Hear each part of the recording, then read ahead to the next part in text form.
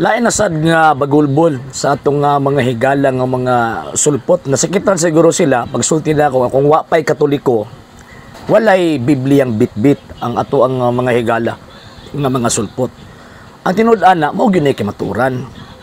Kay ang Biblia wala manggod na nagparachute ikaglangit padung kalibutan nga nibuto lag kalit nga mao ang Biblia. O gwapod na ni tunga nga gimagic lang nga nitunga ang Old ug ang New Testament. Tama man na nga miagi og proseso ang pagsulat, ang pagproduce. Pero ang question ana, we are talking about the Christian scripture. Kaya kung yung Old Testament lang, para na sa mga Hudyo. Buti pasabot sila ang ni-provide ni ana. Nga naman kay gitagaan man sila katungod sa Dios nga mag-administer sa pulong sa Dios o iyang gitawag og pulong. Pero ang problema, ang trabaho magud sa mga Hudyo kaniadto kay wa man lagi dawat ang atong Ginoo nga Jesucristo mo na ang ilang pagka-administrator sa pulong sa Ginoo nahupas pud ni or na-expire pud ni. Kung baga, so katong iyang pulong sa Old Testament iya ning gihatag sa bag-o niyang katawan nga mo'y mo dumala, mo implement niining maong iyang gipamulong sa Old Testament. And at the same time, mao ni ang mag-administrate. Kung baga, nga naman kay palpak man ang Old Testament community. So buti pasabot, ang Old Testament community nga napalpak, gimbutan sa Dios nga ang iyang pulong ibalhin, kuhaon, o niya i-administrate pagadumalahan kini sa bag-o niyang pundok. O kanang bag-o niyang pundok, mo nang iyang iglesia.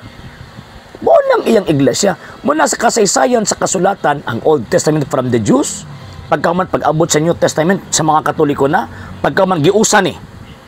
So, ang mga Hudyo nga sila ang ni-provide or sila ang nagsulat, kabahin mo na sa gitawag og Old Testament, dili mo sila mudawat anang Bible, bisan pag na Old Testament, ingnon nila nga Jewish Scripture na, no?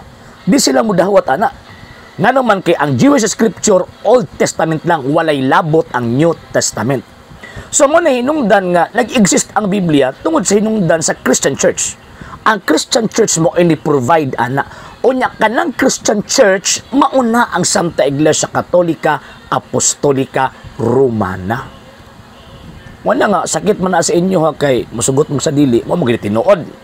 Dili ninyo na ma-deny, dili ninyo na malimod ng kamatuoran na nga ang simbahang Katolika mao ang responsable nga naghimo ni anang maong gitawag og Biblia that composed of Old and New Testament. Naghimo in the sense nga gikuha ang Old Testament, gibutang, giparis or giusa didto sa New Testament nga mga Katoliko ang mga writers.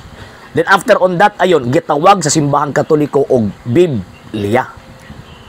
Ang Katoliko mismo nagtawag ang Biblia nga libro nga composed of Old and New Testament. So karon, kung sundo na itong argumentos ng mga higala nga mga sulpot, naan naman ang Biblia before pa ang tawag ining Katoliko. So ang question, kung naan na, yung inyong unang-una katong Old Testament, nganong wala man mo nagpamimbro adtong Judaism? Nganong diha man mo nagpamimbro anang mga sektang gitukod og kano? Diba? Oh, ikaduha nga punto. Nganong gidawat pa man ninyo ang New Testament? Nga naa naman ka na sa Old Testament o kanang Old Testament naman ka o momong ka na ang nagtawag ini nga basis ninyo nga pag-deny ninyo simbahan Katoliko nga siyang responsable ni provide yan ang mong Biblia sa tawag ini nga Christian community. Oh, nganong tawag ini gidawat pa man ninyo ang New Testament? Nga ang simbahan mang Katoliko mo ay responsable ni sulti nga kanang New Testament apil na sa Holy Scripture. Kaya mga apostolo sa kabalo nga ang ilahang sinulat maapil sa tawag ining Scripture. Sila maguna-una na. Sila maguna-una. Ang simbahan Katoliko na ang misulti nga ang New Testament included sa Holy Scripture. Mo na nga kanang inyong argumento bahaw or panos na ba? Bahaw pa, panos pa gyud. Nga naman kay kapinalagi pasabot na may naamon tay kasaysayan, pero nganong di magbasag kasaysayan? Nganong maghimo magyudmog inyuhang kaugalingong history? Nganong inyuhang yung supakon ang kamatuuran nga nalatin sa mga libro sa kasaysayan? Masupakon magyud ninyo kay magsusupak yun mong dagko. Mabatatawag sa inyo ang mga sulpot, mga protestante. Nganong man kay naitinuod inyuhang gitawag og supakon, himuon or baliktaron pag yun ninyo nga tawag ining bakak nga pagkaman kamoy nahimong tama nga bago lang mo ni buto supak-supak pag yun mo sa mga facts or tawag ini mga standing factual information. Di ba? So, ingunan na lang ba? So, musugot mong sa dili ang simbahan katoliko, tag-iyaan ang Biblia. Musugot mong sa dili. Dawat mong sa dili ang simbahan katoliko, siya ang responsable nga nagtudlo nga that the Bible that composed of Old and New Testament mao na ang written word of God. Kasi mga Hudyo sa magtudlo ana. Magtudlo mga Hudyo ana. Oh, di ba? Even ang tawag ining New Testament wa maguna-huna ang mga apostol nga ang ilang mga writings i-consider as written word of God.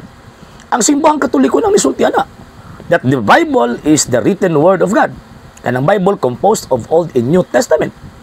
Wag yung protestante nga misulti nga that the Bible is the written word of God before ang simbahang katolika, no? Protestante, sus ginugin taon, ulay heras duyan, kulang pag istabyog.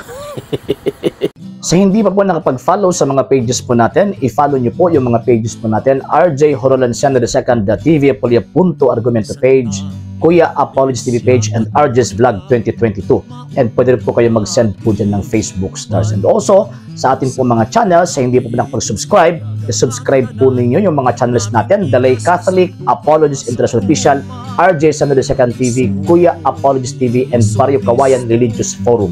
And pwede rin po kayo mag-send po dyan ng super sticker, super chats, and super thanks. And maraming salamat po sa mga kapatid at mga Katoliko na ulis pong tumutulong sa programa po natin. Maraming salamat po. Nang dahil po sa tulong at suporta po ninyo, ang programa po ito, until now, andito pa rin po sa social media. And until now din po, nangangalang pa rin po tayo sa tulong at suporta po ninyo dahil wala po kami magagawa rito mga sir, mga ma'am, kung wala po yung tulong at suporta po ninyo. Sa gusto pong tumulong, sa gusto pong sumuporta, pwede po ninyong ipadala ang tulong at suporta po ninyo sa pamamagitan po ng ating mga account numbers dyan po sa ating pong screen. And pwede nyo po kaming i-message sa ating pong page kung via remittance po yung papadala po ninyo. Maraming salamat po in advance.